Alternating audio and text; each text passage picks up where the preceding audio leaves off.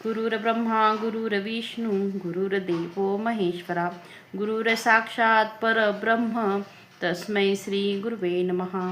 काषाय वस्त्रकरदंडधरणं कमण्डलुपद्मकरं शंखं चक्रं गदाभूषितभूषिताढ्यं श्रीपादराजं चरणं प्रपद्ये. संक्षिप्त श्री गुरुचरित्र अध्याय 2. श्री गणेशाय नमः. ओम द्राम दत्तात्रयाय नमः. कुरवपुरी राहती श्री दत्त श्रीपाद श्री वल्लभ समर्थ अनेक लीला दावित लोकोद्धरा कारणे. ऐसी काही वर्षे जात मग म्हणती भक्तांप्रत आम्ही आता होऊ गुप्त येथुनी अवधारा. होऊ येथुनी गुप्त जाऊनी राहू कर्दळी वनात. काही काळ तप करीत राहू आम्ही तेथवरी. नंतर पुन्हा परत अवतार घेऊ महाराष्ट्रात. नृसिंह सरस्वती नामे प्रख्यात होऊ आम्ही अवधारा. ऐसे सांगोनी भक्तांप्रत कृष्णा नदीत होती गुप्त. श्रीशैल पर्वती प्रकटत महास्वामी अवधारा. काही काळ राहुणी तेथ कर्दळीवनी प्रवेशत. समाधी लावणी बैसत काही वर्ष तेथवरी. समाधी ते विसर्जनी अवतार घेती श्रीपाद मुनी. कारंजा ग्राम म्हणून महाराष्ट्रात अवधारा. तेथे अवतार घेत उपजता ओम म्हणू लागत. लोकाश्चर्य करीत म्हणते दिव्य बालक हे. न रडे न मागे काही बालक ओम ओम म्हणत राही. सदा हास्य करीत राही ओम ऐसे म्हणून या. दिवस रात्र ओम म्हणत ओम ध्वनी गृही गुंजत. ओम प्रकटला म्हणत लोक विस्मय ते धवा. ऐसे जाती वर्षे 7 बालक ओम राहे म्हणत. परी न काही बोलत चिंतित होती सर्वही. इतरे जणे जे बोलत ते सर्व कळे बालका प्रत. परी प्रत्युत्तरी ओम म्हणत आणिक काही बोलेना. अंती पुसती तयासी सांग तू केव्हा बोलसी. बालक खून करोनी त्यासी सांगत असे ते अवधारा. खून करोनी दावित मौजी बंधन करा म्हणत. उपनयन होता त्वरित बोलेना पण म्हणत असे. ऐसे ऐकोणी माता पिता मौजी बंधन तत्वता. करो म्हणती निश्चिता तयारी करू लागले. सुमूर्त पाहुणी उपनयन केले पहा मौजी बंधन. बालक वेद मंत्र म्हणून निज मौनाते सोडित असे.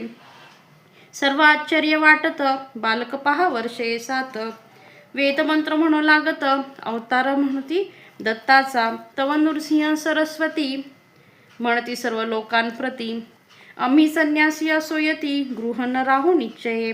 ऐसे सांगुनी सर्वांप्रत निघाले स्वामी हिमालयात. तेथे तप आचरित लोकोद्धरा कारणे. तेथून या पुन्हा परत तीर्थयात्रा करीत करीत औदुंबर स्थान जेथ तेथे येऊनी राहिले. भिलवाडी ग्रामासमपीत औदुंबर स्थान प्रख्यात. आज झाले असत दत्तस्थान म्हणून या. 4 मास राहती तेथ शक्ती ठेविती अमूप. पादुका तेथे स्थापित जगोद्धरा कारणे. ते औदुंबर पादुका स्थान आज प्रख्यात दत्तस्थान. मनोकामना होती पूर्ण ऐसे तीर्थस्थान ते. उदरव्यथेने पीडित ब्राह्मणा करीती व्याधिमुक्त. मुळा विद्वान करीत ऐसा महिमा जयाचा. माधव विप्रासी ब्रह्मज्ञान देती स्वामी कृपा करून. सायन देवासी अभयदान श्री गुरु कृपे मिळत असे. भक्तांसी उपदेश देती देह हा अनित्य म्हणती. धर्म करा म्हणून सांगती मोक्ष मार्गा ते पावाया. सर्व येथे राहणार काही न येई बरोबर. सतकर्म आणि सदाचार हेची जीवाचे सांगाती. सायनदेव दत्त भक्त कडंगची ग्रामी राहत. तयावरी कृपा बहुत केली पहा श्री गुरुने. श्री गुरु सायनदेवासी म्हणत सदैव तुझ्या वंशात. दत्त भक्ती राही नांदत प्रिय भक्ता आमचा तू.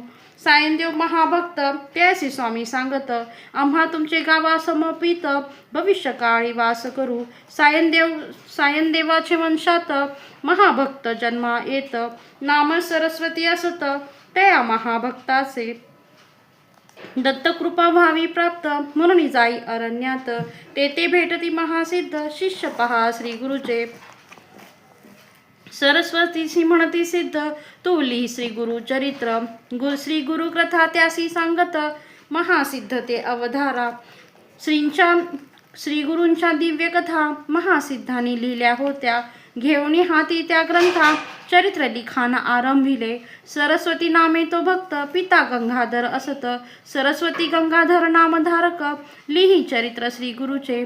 सायन देवासी आश्वासित तव ग्रामा समपित. गाणगापुरी राहू म्हणत भविष्य काळा माझारी. सायन देवासी आश्वासून श्री गुरु करीती प्रयाण. औदुंबर स्थानी येऊन कृष्णा किनारी राहिले. तया औदुंबर स्थानत 4 मास राहती श्री दत्त. तेथून या पुढे निघत लोकोद्धार करावया. तेथून पुढे निघती नृसिंहवाडी स्थानी जाती.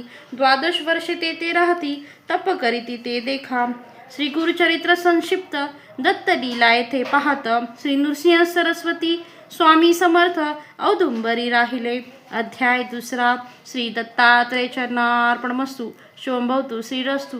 श्री स्वामी समर्थ महाराज की जय. अवधूत चिंतन. श्री गुरुदेव दत्त. दिगंबरा दिगंबरा श्रीपाद वल्लभ दिगंबरा. दिगंबरा दिगंबरा श्रीपाद वल्लभ दिगंबरा. धन्यवाद. श्री स्वामी समर्थ.